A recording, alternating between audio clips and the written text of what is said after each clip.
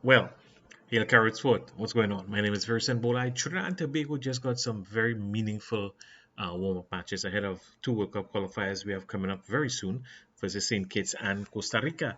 This was I believe it's called the Unity Cup in England, Ghana, Nigeria, Jamaica, Trinidad. I can only assume there were some pretty decent crowds for that. I saw the first game against Jamaica. There was certainly a good crowd. Saw the match against Ghana. It was an okay crowd, but they were still filling up for the finals, which I'm yet to catch. Um, let's talk about it. The game against Jamaica, I expected Trinidad to get outplayed and beaten. End of story. Sometimes the better team doesn't always have to win if you have a good plan. And I have to admit, Trinidad showed some promise. First of all, the Jamaicans had the better players on paper, more depth, more class. All the Trinidad players had their moments. They also had their negative moments. When we were 2-0 down, I thought for sure I was right. They'll probably win by about three clear goals. Maybe we'll score a goal. But no, Trinidad and Tobago showed fortitude. We bounced back. There were some very decent goals. Let's talk about some players here. Um, Peters, right? Peters looked good in his position. Not bad. Decent player. One to look at. Raymond had his moments. He looked good. And we need these players because they were solid defensively. Again, they weren't great, but they had their moments. And against a good Jamaican side, Cardines. I am sure this man name is Cardines. I hate to mispronounce people's name like this. Just because people abroad can't pronounce it, it doesn't mean we have to mispronounce it. But anyway, Cardines. I'm sure the man name is Cardines. This is a youngster, 19 years old. He's primarily playing with Crystal Palace under 23 football. Wasn't bad. He was 19 years old, international, higher class of football, I'm going to assume. And what did we see from him? He was not out of place. He handled his business. He had a sublime free kick in the second half, which was the catalyst for our first goal. Um, it wasn't bad. He's obviously not much of a finisher. He had some moments there and he could have done better. But in 18 odd games this year, I think he scored two or three goals. He's, I believe, a right back. So, you know, that don't mean nothing. He could still finish better. But he obviously is a very promising player. Let us also remember that with his team, Crystal Palace under 23, they won their version of the European under 23 Cup. So that is not a bad tournament. That is not a bad tournament. I have a feeling that under 23 team can handle quite a few players in our TTPFL. So good player for the future, good prospect. You'll have to forgive me if I don't get super excited. Most of the players on the Trinidad and Tobago team, in fact, all of the players on the Trinidad and Tobago team would not have made a first 11 um, in Trinidad back in the 90s. Maybe a few of the defenders, maybe. And the goalkeepers for sure, yeah, okay, fair enough. Because we didn't have great goalkeepers in the 90s besides Shaka. But our midfielders and forwards say, would I never make no Trinidad team. Not even Levi Garcia. With respect, if you know football like me, you'll know that Tyrese St. Louis could not make the team when all the pros came home. Arnold Dwight, a wonderful midfielder, was on the bench every single time once Latapi was there. So if you know what I'm talking about, you understand. And a lot of guys, and again, respectfully, I say this: Ryan Moore, Nathaniel James, Dante Gilbert would not have even made a second 11 back in the 90s. And this is not a disrespect to them; they are good players and they work hard. But that was the kind of depth we had in Trinidad in the 80s and 90s in terms of our midfield and strikers. And from what I've been told, the late 60s and 70s was similar. We had some very wonderful guys who struggled to make a Trinidad team. You all know Lobo Joseph. Lobo Joseph's father, Joseph Sr., was a wonderful player who was to come off the bench for Trinidad, but he was a very talented guy. Anyway, back to what we're talking about. So, Marvin Phillip. A lot of people had a problem with Marvin Phillip. Why? Because he's 40 years old. Shouldn't be there. If you follow football, a lot of great goalkeepers at 38 and 40 continue to play. Dino Zoff won the what do you call that thing? The World Cup of Football in 1982 at the age of 38. Pat Jennings, a fantastic goalkeeper for Arsenal, was in the Northern Ireland side that beat the 82 World Cup host Spain. He was 38. I think he played well at the 42. He was still playing top-notch football in the Premiership. This is not anything surprising. I think Shaka Hislop was practically 38 when he was performing like a boss in the '06 World Cup. So Marvin Phillip had a great game. I am glad. I would have preferred maybe to see some of the younger fellas get blooded. Okay, Jabari St. Hilaire got a match in the second game. Fair enough. So the two keepers got a game. This is a rare moment. I don't think I've ever since started following football for the last 45 years Ole, for the last 45 years. I know I don't look it and think, but for the last 45 years, I have ever seen Trinidad with this level of depth in goalkeeping. Off the top of my head, I'll forget some names for sure. We got Denzel Smith. We have Aaron Enel. You got Jabari St. Hilaire. You got Marvin Phillip. You've got Adrian Fonset, who's still quite good. You've got Ragu for, I believe, Sandu. You got Devnish for La Hoquita Rangers. Devnish is only about 20 years old. These are a lot of wonderful goalkeepers we have in Trinidad and Tobago. I've forgotten the Defense Force's goalkeeper's name, sorry. But you can see where I'm going with that. That was 7 and Defense Force guys 8. Bear in mind that NL was the backup goalkeeper for Defense Force. He got fed up. He moved on to the Prisons. First game for Prisons, they lost. NL, on the losing side, the goalkeeper got man of the match.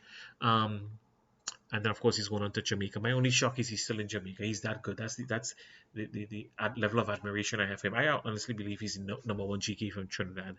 And that is not an insult to the others. This is a compliment to NL to be considered the best amongst such fine keepers.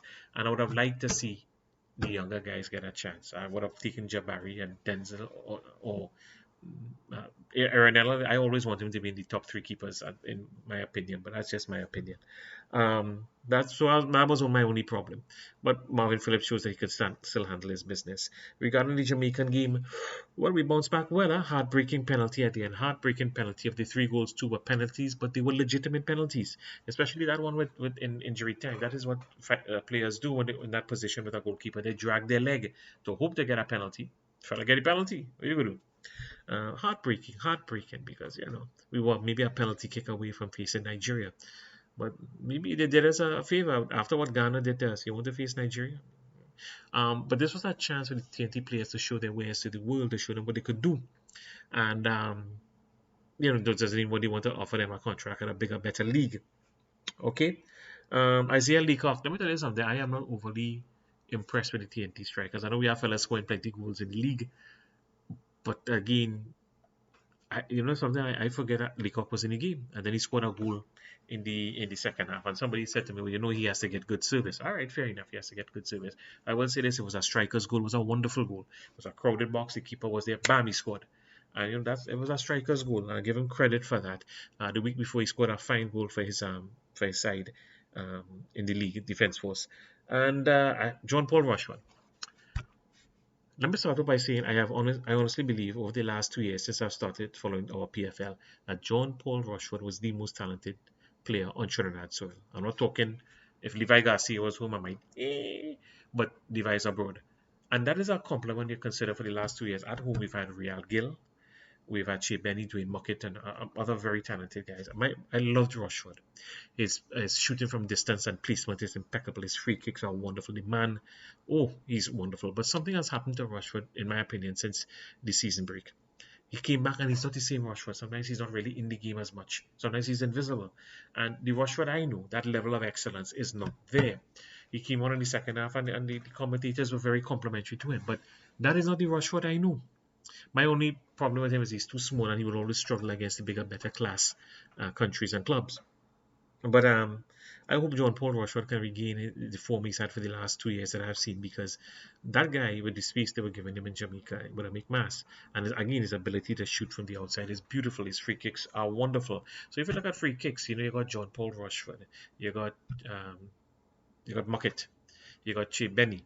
You've also got the brute power of Alvin Jones. So it's very nice to look at, and I hope John Paul regains his form. Ghana. Well, there was a difference in class, really. The Ghanaian TV crew that was given commentary back home in Ghana was very complimentary. They said we were beaten but not outplayed. We were outplayed. I wish I could have said differently. The short passing game of Dwight Yorke, which has looked so good in the past, was not really working. The Ghanaians were doing it better and faster. And we were overwhelmed for the first 25 minutes. We really were. And we hit the post, sorry. But really, Ghana was all over us. And I kept thinking, well, why don't they start lobbing that ball out, spreading the ball? This short pass thing wasn't working. But they never adapted. They never modified. I don't know what to say about that. We were simply outplayed. The only good thing was to know how bad we're looking at the situation so we can work on it with the World Cup qualifiers and the and Gold Cup coming up. It was a great test. Sometimes you need to feel, you need to look back. So false impressions of your abilities are not going to help you when you're about to hit the big time. You don't want to get a shock in a World Cup qualifier. Get it now. Swallow some pride. The Jamaicans do this. They run an A team against Trinidad in exhibition games almost every time. They usually don't. They do okay, but they don't mind because they know they're getting their peripheral players ready for the future. And of course, in the real tournament, you know what happened with us and Jamaica last time around in the Gold Cup, right? So I don't mind this kind of sufferance because it will show us where we need to improve and do better. And Dwight, of course, has had limited internationals. He was trying to give other players a chance, give them a chance to show their ways, to show what they could do. Jabari St. Hilaire, poor fella, he gets a chance for the world to see him, and look what happened. The first two goals were not his fault; those were excellent goals, and the second goal was a corner. I do not know why the defenders couldn't jump up with the Jamaican. He just went back really unchallenged, two men on either side of him. Jabari tough luck. The last goal in the second half, oh my goodness. Jabari, all I can say is that has happened to some of the best goalkeepers in the world. You're not the only one. Let that be the only time.